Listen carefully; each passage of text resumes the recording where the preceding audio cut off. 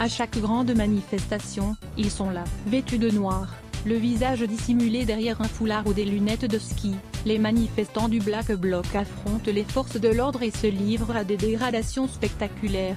Le 1er mai à Paris, quelques 1200 individus, faisant face à 1500 policiers, ont causé des dégâts très importants. Les forces de l'ordre ont procédé à une centaine d'interpellations. Critiqué, le ministre de l'Intérieur, Gérard Collomb, a promis mercredi encore plus de forces de l'ordre lors des prochaines manifestations. Nous pensions qu'ils seraient 500-600. Ils étaient le double, a-t-il déclaré. Point différent des traditionnels casseurs qui agissent de manière individuelle et se dispersent, les membres du Black Bloc se distinguent par leur mode d'action très rodé. Les services de police, bien que de plus en plus confrontés à cette mouvance, ont beaucoup de mal à anticiper et à maîtriser leur rassemblement. Une note du Centre de recherche de l'École des officiers de la Gendarmerie nationale, Créone, publiée en 2016 après les nombreux incidents survenus lors des manifestations contre la loi travail, décrit dans le détail les techniques employées pour harceler les forces de l'ordre et échapper aux arrestations. Les Black Blocs n'ont pas de moyens très importants. Ils utilisent majoritairement des objets et armes artisanaux, souligne la note de 4 pages de la gendarmerie, mais leur violence et leur extrême mobilité les rendent quasi insaisissables. Technique du banc de poisson dès la formation d'un Black Bloc.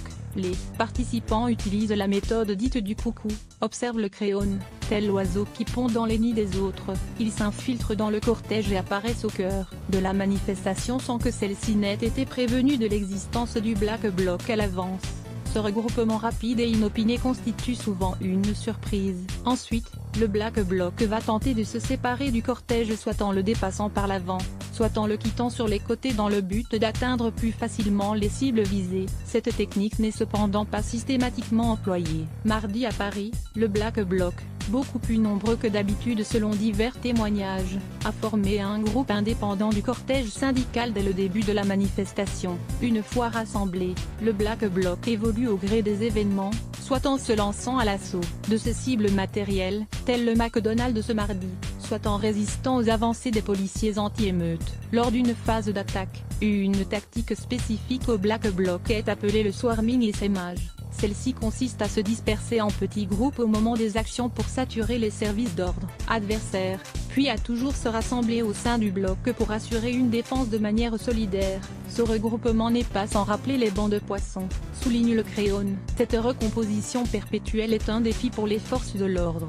plus habituées aux casseurs traditionnels qui se dispersent après leurs actions et qui sont donc plus faciles à arrêter car ils sont seuls ou peu nombreux. Quand ils s'en prennent directement aux policiers, les manifestants du Black Bloc travaillent plutôt à distance, par voie aérienne, pavés, bouteilles vides, cailloux. Les agents sont contraints de reculer face à un déluge de projectiles. Le Black Bloc n'hésite pas non plus à aller au contact des forces de police quand l'un de ses membres est en train d'être interpellé. Les manifestants violents tâchent alors de percer l'encerclement des forces de l'ordre, ou de les entourer, pour les bloquer à leur tour. Un défi pour les forces de l'ordre et la note du Créone souligne la grande difficulté des autorités à déployer un dispositif efficace face au Black Bloc. Avant les heures, les militants Black Bloc communiquent de manière anonyme, voire cryptée, sur Internet, ce qui rend difficile l'évaluation de leur nombre. Le jour J, une présence trop imposante de policiers peut avoir des effets contre-productifs. Si les forces sont trop équipées, elles donneront une impression guerrière contradictoire avec l'objectif poursuivi, a déclaré le général Denis Favier devant une commission de l'Assemblée nationale en 2015. À l'inverse, un dispositif trop léger peut rapidement être submergé, comme mardi à Paris. Autre difficulté, les arrestations doivent être étayées par des preuves matérielles pour aboutir devant les tribunaux. Les individus arrêtés tâchent de ne livrer aucune information sur les autres émeutiers. La police fait donc de plus en plus appel à la vidéosurveillance et aux éléments matériels recueillis sur le terrain par la police scientifique. La présence d'individus étrangers, d'Allemagne, d'Italie et de Grèce notamment, complique encore le travail des enquêteurs. La note du Créone cite enfin l'exemple de l'Allemagne, où les forces de l'ordre utilisent une stratégie de désescalade face aux émeutiers. Les efforts des policiers sont concentrés sur l'extraction des éléments les plus virulents. Ces extractions sont diffusées sur des écrans et expliquées aux autres manifestants de manière préventive. Les policiers diffusent continuellement des messages à la foule via des haut-parleurs. Cet effort de communication, semble-t-il, contribue à faire baisser la tension, mais ces méthodes policières ne sont pas encore à l'étude en